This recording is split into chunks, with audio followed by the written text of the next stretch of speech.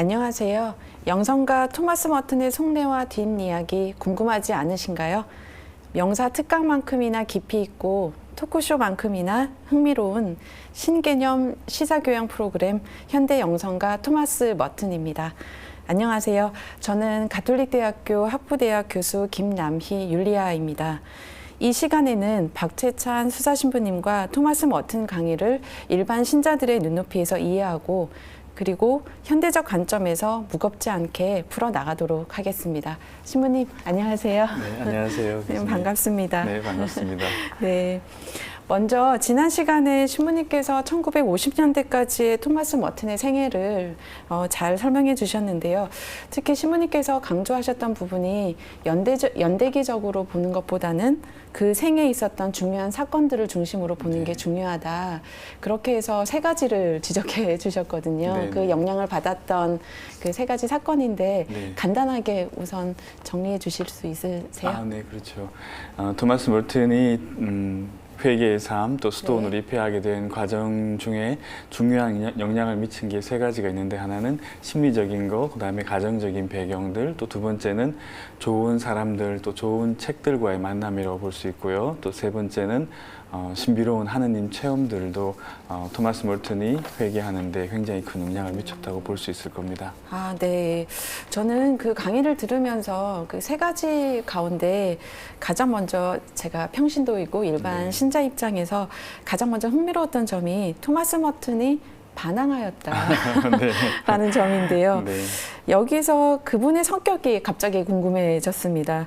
토마스 머튼을 연구하신 신부님께서는 첫 번째 오프닝에서는 나는 소극적인 사람이다. 그러니까 내향적 성향을 가진 사람이라고 하셨는데, 내향적 성격인 신부님이 보시기에 토마스 머튼은 어떤 성격을 지닌 분이라고 할 수 있을까요?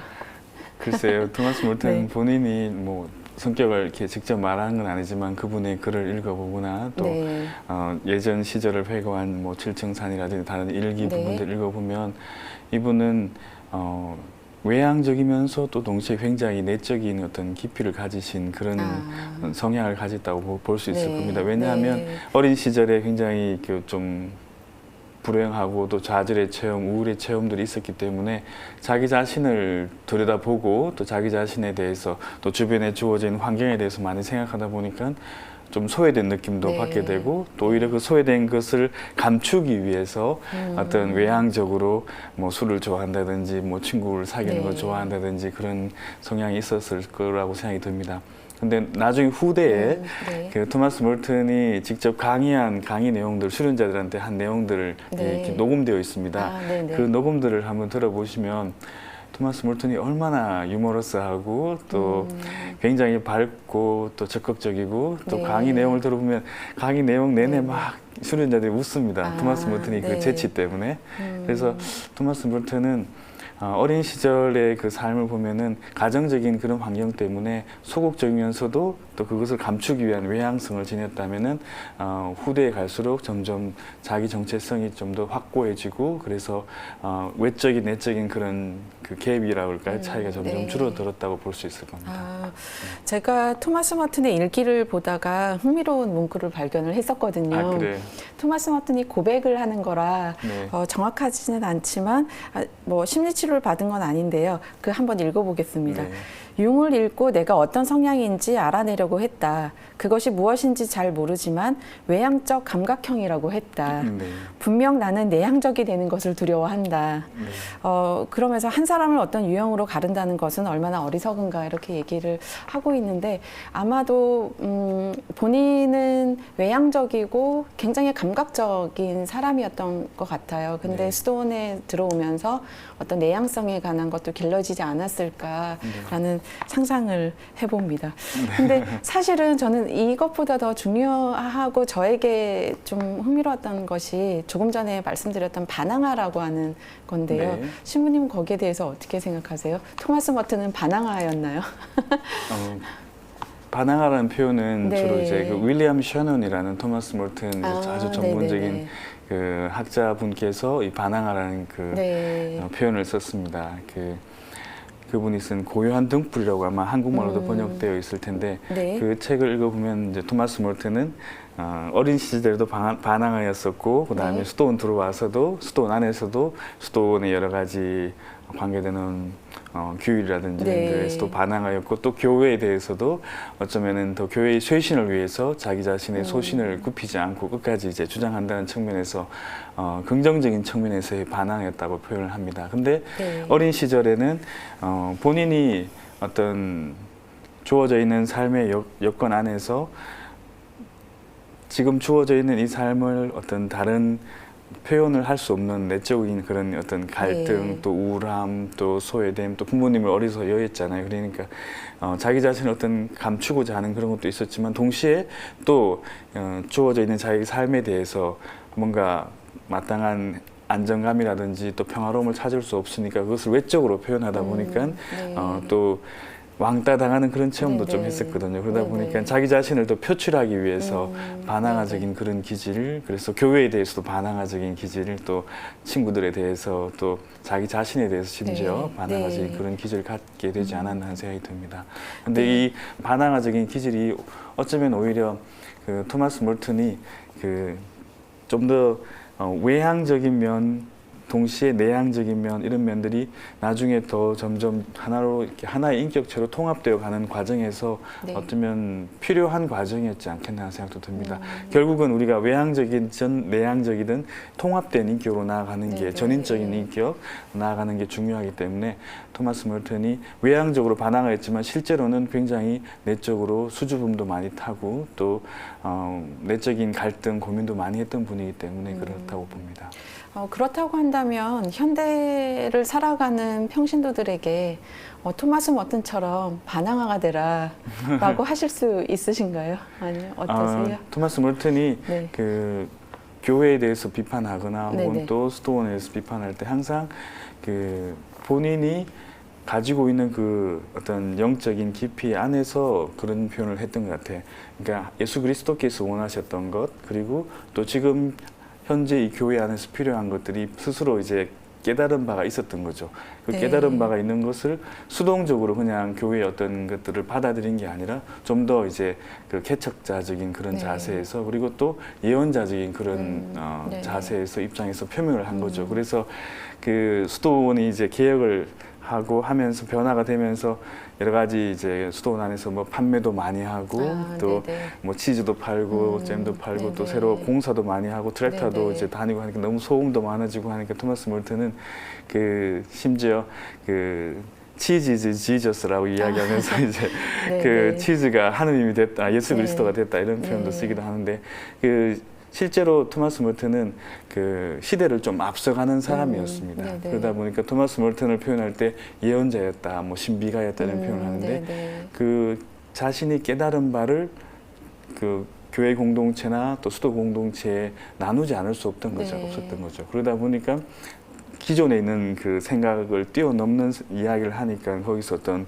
부딪힘이 생길 수 있는데 그것들은 한 시대를 앞서가기 위해서는 필요한 예언자적인 목소리가 아니겠나 하는 생각이 듭니다. 그리고 그 예언자적인 목소리는 한 개인에게서 나오는 게 아니라 하느님께로부터 왔기 때문에, 또 하느님께로부터 온 거라면은 우리 구약에 나오는 또 신약에 나오는 여러 예언자들의 삶을 보면은 그네들이 그분들 성인들께서 본인이 원하지 않지만 그것을 외쳐야 했잖아요. 그런 입장에서 우리가 토마스 몰튼이 그런 반항아적인 기질을 뭐 가지고 있었지만은 그런 교회에 대한 비판, 이런 것들을 가졌다고 생각이 듭니다. 그리고 후대에도 토마스 몰튼이 어떤 종교 간 대화라든지 또 다른 사람들에게 다가가는 사회 정의를 부르짖기 위해서는 개인이 먼저 교회 안에서 또 자신의 종교 안에서 영적으로 성숙해졌을 때 그것이 가능하다고 표현을 합니다.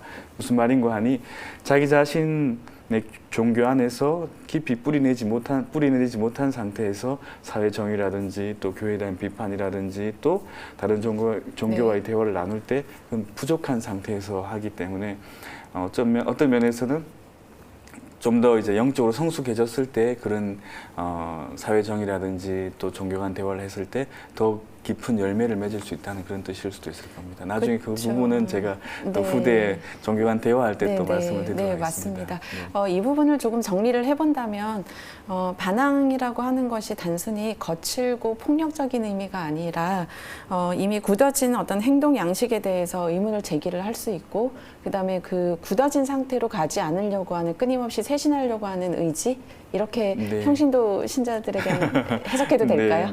네. 토마스 멀튼이 강조한 것 중에 하나가 제도적인 개혁이 아니라 이제 내적인 쇄신이 먼저다 중요하게 강조를 많이 했었거든요. 네. 그래서 방금 말씀하신 대로 어떤 쇄신을 위한 어떤 의지가 다른 사람들이 보기에는 반항아적인 기준을 보일 수 있겠죠. 기존 이제 제도 안에서는요. 그렇죠. 네. 그러면은 반항하라고 명명해도 될 것 같습니다, 시문이. 네.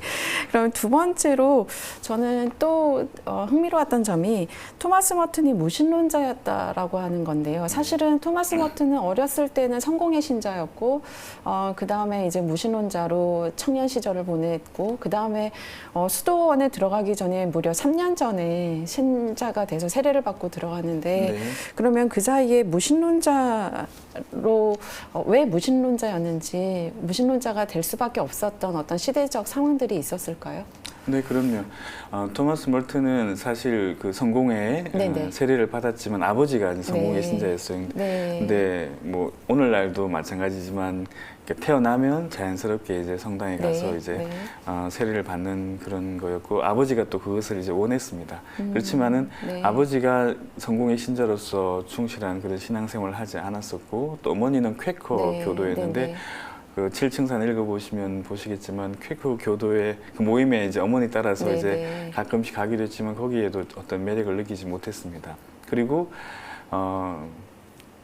아버지 어머니랑 같이 지내던 시간도 부족했을 뿐더러 홀로 있는 시간도 많았고 그래서 토마스 멀튼은 어릴 때 어떤 종교적인 교육을 전혀 받지 못했다고 보면 될 겁니다.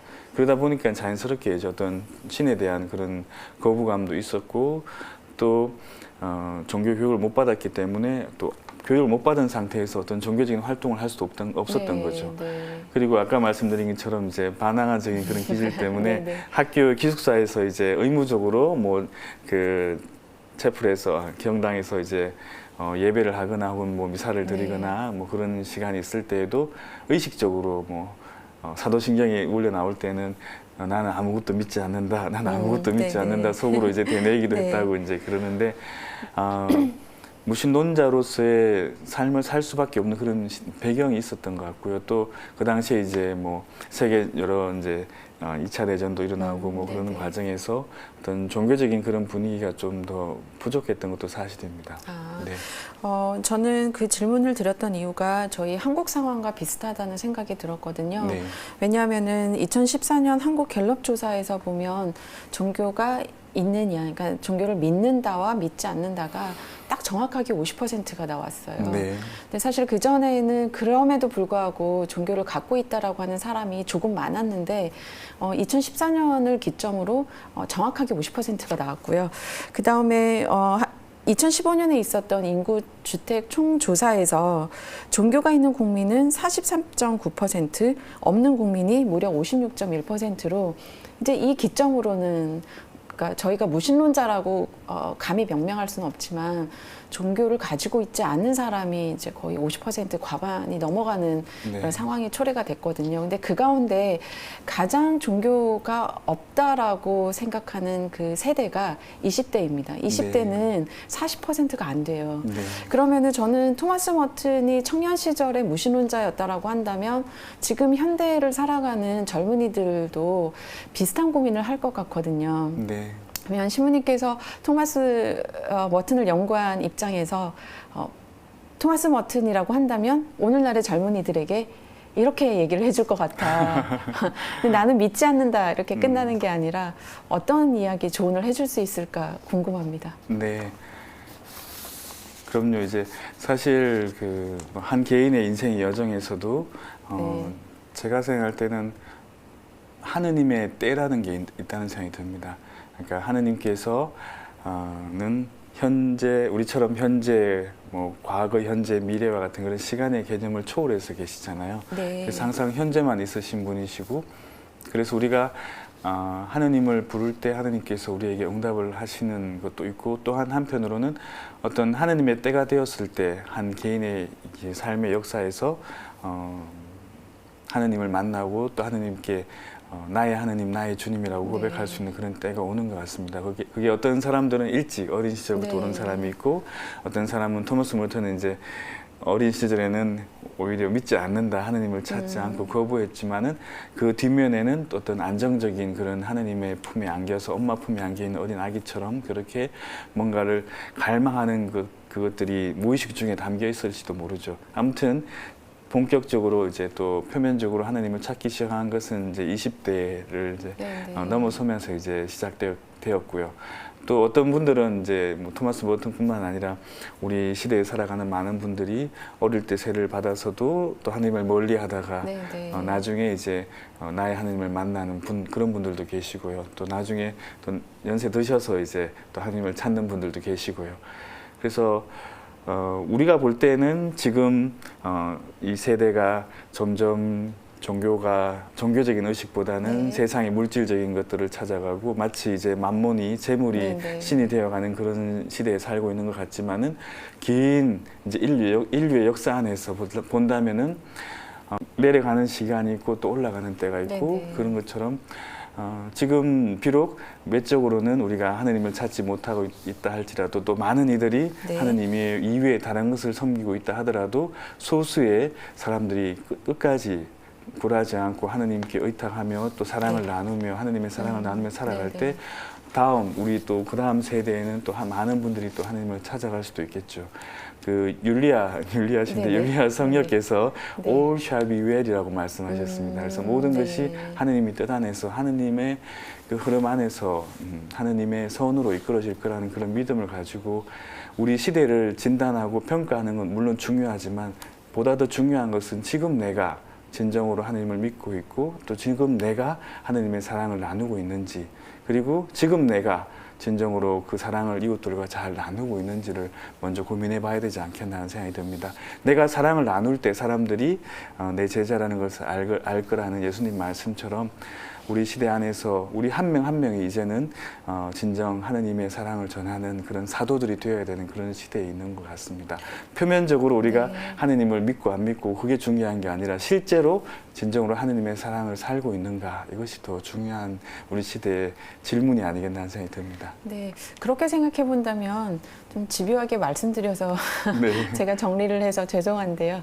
1번 질문과 이제 첫 번째 질문과 두 번째 질문을 연결해서 본다면 결국 토마스 몰턴이 젊은이들에게, 오늘날의 젊은이들에게 비록 지금 현재 종교에 대한 관심은 없지만 중요한 것은 그 늘 굳어져 있는 형식에, 그 다음에 굳어져 있는 어떤 사상에, 굳어져 있는 틀에 박혀 있는 그런 그 기존의 제도에 대해서 제도 자체를 비판하는 게 아니라 굳어져 가는 것에 대해서 끊임없이 반항을 하지 않는다면, 사실은 시도해보지 않는다면 종교를 찾을 수 있는 길도 없어진다는 거죠. 그래서 첫 번째 질문과 굳이 연결하자면 그렇게 될 것 같습니다. 예전에 어떤 청년이 저한테 이제 하느님의 존재에 대해서 질문을 했었어요. 그럴 때 여러 가지 이제 뭐 고민이 많이 든다고 그런 이제 이야기를 했는데 또 여러 가지 본인의 근거를 대서 그때 제가 의심하는 것 그 자체는 죄가 되는 게 아니다. 더 의심하고 또 더 연구하고 더 공부하고 또 더 질문하고 더 기도해봐라. 그리고 더 많이 사랑하라. 그러면은 진정으로 하느님이 계신지 안 계신지 본인이 스스로 체험하게 될 거다, 이런 이야기를 한 적이 있습니다. 그래서 실제로 아까 말씀하신 것처럼 고민하고 그 다음에 더 깊이 연구하면서 또 공부하면서 하느님을 만나갈 수 있는 길을 스스로 찾아가야 되는 것 같습니다. 젊은이들에게 물어보면 바라는 사회가 뭐냐? 그러면 정의로운 사회, 공평한 사회, 행복한 사회, 풍요로운 사회, 이런 얘기를 하거든요. 근데 그걸 생각해 본다면 결국 우리가 원하는 바는 같거든요. 이제 그걸 가기 위한 시점이 20대 어른들이 보기에는 20대들이 아무 생각 없이 살아가는 것 같은데 사실은 또 그게 아니라는 것을 것을 네. 토마스 머튼을 통해서 네. 좀 대안을 찾을 수 있을 것 같습니다. 네. 열심히 반항을 해야 되겠는데요. 네, 시온이 또 하나 궁금했었던 점은 토마스 머튼이 수도생활 초기에 전통적인 수도생활에 대해서 배웠다고 하는데 네. 전통적인 수도생활이랑 토마스 머튼이 후기에 살았던 수도생활에는 어떤 차이가 있는지 궁금했습니다. 네. 네. 굉장히 중요한 이제 핵심이 되는 질문이라고 볼 수 있을 겁니다. 왜냐하면 토마스 머튼이 전기나 후기나 수도 생활의 어떤 뭐 그런 규율을 지키는 거에 있어서는 네. 똑같았습니다. 그렇지만은 전통적인 그런 수도 생활관을 그러니까 전기에 그런 네. 전통적인 수도 생활의 어떤 관을 배웠다면은 그 전통적인 건 좀 어떤 거였냐면 2차 바티칸 공의 이전이었잖아요. 그래서 좀 더 이제 네네. 그 이원론적인 사고가 조금 있었고, 네. 그러니까 육신의 고행, 십자가에 대한 강조 네. 이런 것들이 네. 있었다면은 후기에는 좀 더 이제 부활한 예수님과 함께하는 그런 삶, 그리고 참된 기쁨의 삶, 행복의 삶, 그리고 또 세상과 대화하는 삶. 네. 그러니까 몰튼의 수도원이 50년 이전의 전기에는 그 수도원의 클로이스터라 그러죠. 울타리 아니었다면은 네. 60년대에는 몰튼의 수도원은 그 벽이 허물어지고 온 세상이 바로 몰튼의 수도원이 됐다 이렇게 표현해보면 쉽게 이해하실 수 있을 겁니다. 그래서 조금 후에 제가 이제 다음 시간에 강의를 하겠지만은 60년대에는 몰튼은 사회 정의에 대해서 그리고 또 종교 간 네. 대화에 대해서 굉장히 많은 시간들을 투자를 하고 또 거기에 관심을 많이 기울인 이유도 그만큼 이제 그 몰튼의 이제 그 영적인 영역은 단순히 수도원이라는 울타리를 넘어서 세상으로 네네. 확대되었기 때문에 그렇습니다. 네네. 그러니까 시대 응답에, 그러니까 하느님께서 불러주시는 그 시대적 응답에 네네, 그렇죠. 그렇죠. 몰튼 네, 스스로의 부르심에 응한 네. 것인 거죠. 몰튼의 스스로의 네네. 표현에 의하면은 깨달은 자의 책임감 이렇게 표현할 수 있을 겁니다. 네네. 깨어난 자의 책임감. 깨어난 사람이 세상에 대해서 헌신하지 않는다면 그 깨어남은 잘못된 거라고 볼 수 있을 겁니다. 네네. 흥미롭습니다. 그리고 또 중요했었던 거는 그 토마스 머튼의 생애에서 좋은 친구들, 그러니까 네. 좋은 만남들이 있었다고 했었는데요. 네. 그 여러 좋은 친구들 가운데 유난히 기억할 만한 친구가 있을까요? 아니면 동료나 네. 스승이나 뭐 있을까요? 특별히 그 중에 이제 여러 뭐 교수님들, 좋은 네. 교수님들 많이 만났고 또 특별히 세 명의 이제 네. 지난 시간에 제가 세 명의 아주 친한 친구가 있었다고 그랬는데 그 렉스라는 그 친구는 네. 오랫동안 토마스 몰튼이 입회한 다음에도 토마스 몰튼이 글을 적고 또 책을 출판하는 데 여러 가지 도움을 많이 줬습니다. 그래서 그 좋은 친구들 또 좋은 교수님 덕분에 토마스 몰튼은 세례를 받고 또 수도 성소로 나아가는 데 있어 큰 역할을 했다고 볼 수 있을 겁니다.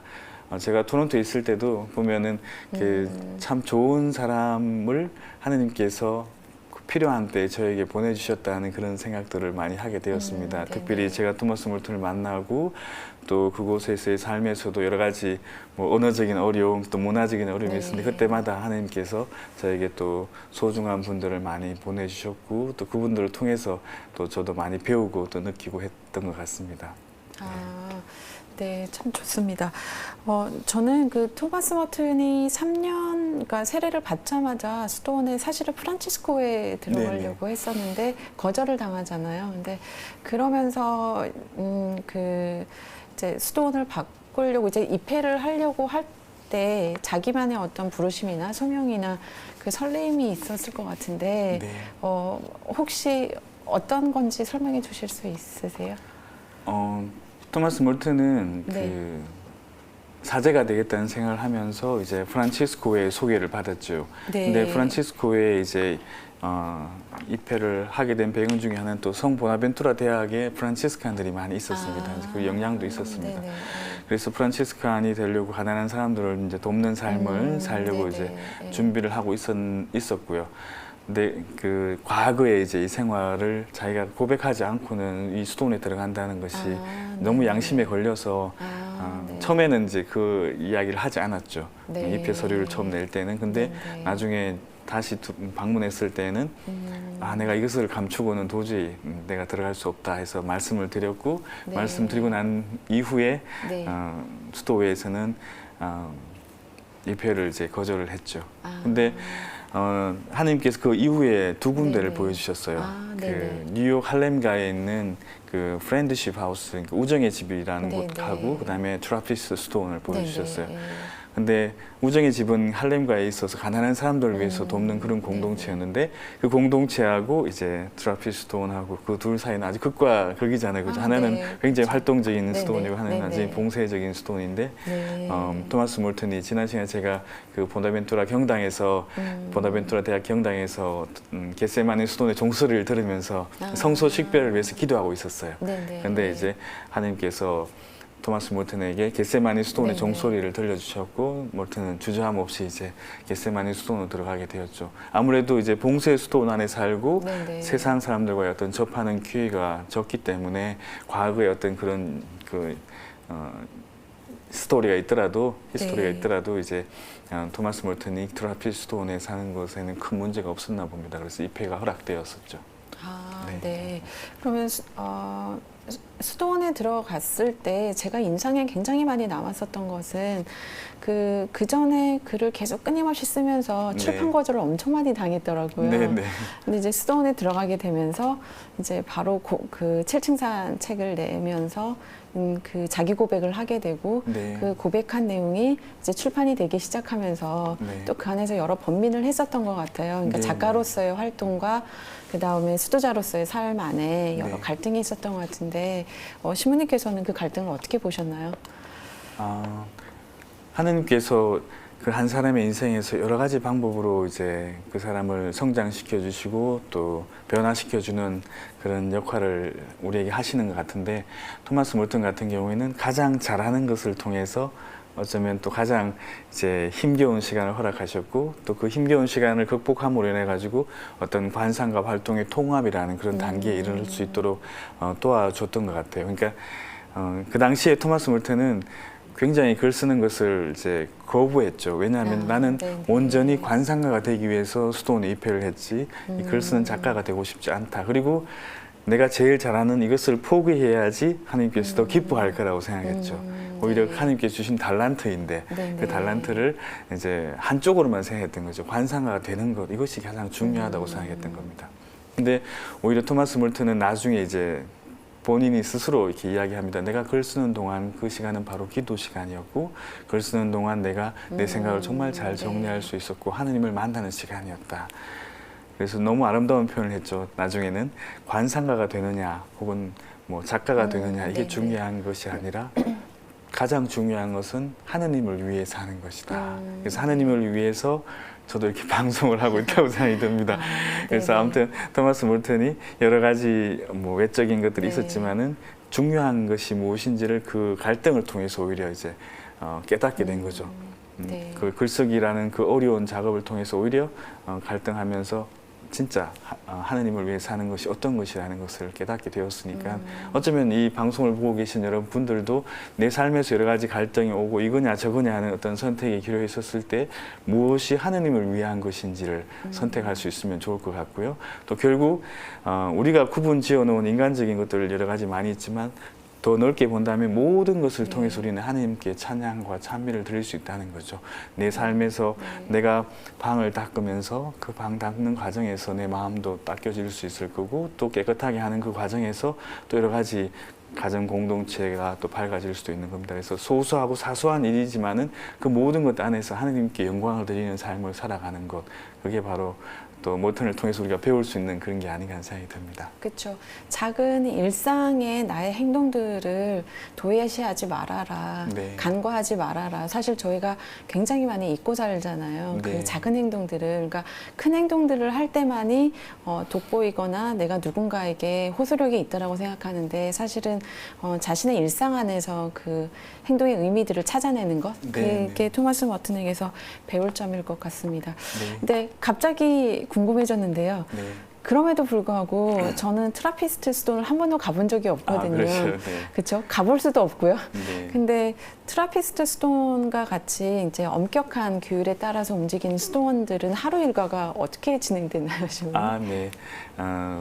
되게 이제 새벽 3시에 이제 일어납니다. 네. 일어나서 아침 이제 기도를 바치고 그다음에 묵상하고 또 미사도 네. 하고요. 네. 그리고 이제 아침 식사가 끝나고 나면은 삼시경을 바칩니다. 네. 삼시경, 그다음에 이제 낮에 육시경, 네. 또 삼시경과 육시경 네. 사이는 좀 이렇게 각자가 다 네. 수도원에 자기 소임이 주어져 있습니다. 네. 그래서 일터에서 일을 합니다. 네. 그리고 돌아와서 이제 육시경을 바치고 네. 점심을 식사를 네. 하고 식사도 다 침묵 가운데 식사를 하죠.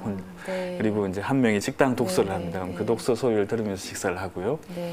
그리고 식사가 끝난 다음에 이제 구시경을 바치고 네.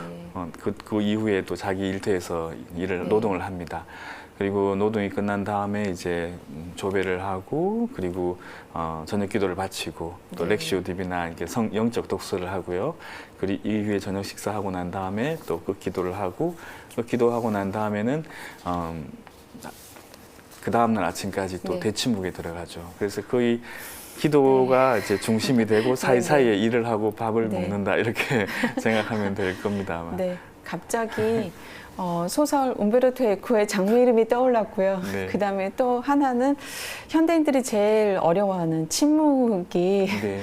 굉장히 많이 들어왔습니다. 아마도 침묵에 관한 이야기는 저희가 계속 이어갈 것 네, 같아서요.